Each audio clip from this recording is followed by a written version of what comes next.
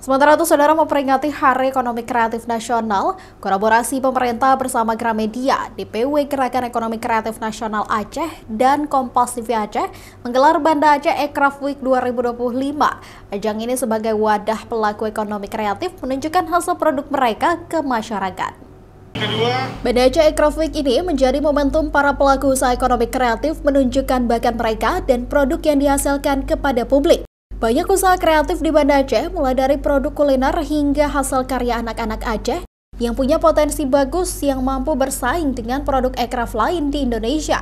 Pemerintah Kota Banda Aceh menilai salah satu kunci keberhasilan ekonomi kreatif ini adalah kolaborasi semua pihak mendukung terciptanya ekosistem ekonomi kreatif yang melibatkan semua pihak dan mendukung setiap program-program berorientasi ekonomi kreatif. Ekonomi kreatif ini kan kalau istilahnya usaha yang seksi, usaha yang memang sangat membangkitkan ekonomi, juga dari UMKM dan naik kelas itu kan sudah menjadi ada tren atau sudah menjadi ekonomi kreatif.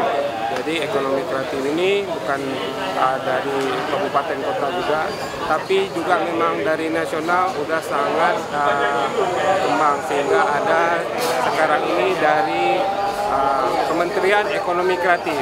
Sementara DPW G-Crafts Aceh, Sunil Iqbal mengapresiasi Banda Aceh Ekraf Week sebagai wadah pelaku usaha kreatif dan mendukung dilaksanakan dan diperluas agar pelaku usaha kreatif lainnya bisa tampil di ajang serupa.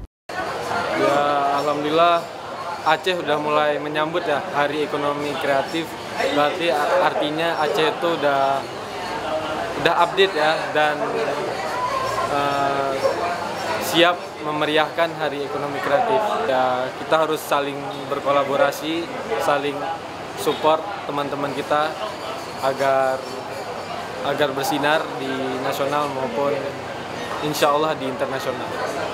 Banda Aceh Ekraf Week berlangsung di halaman depan toko buku Gramedia Banda Aceh hingga 30 Oktober mendatang.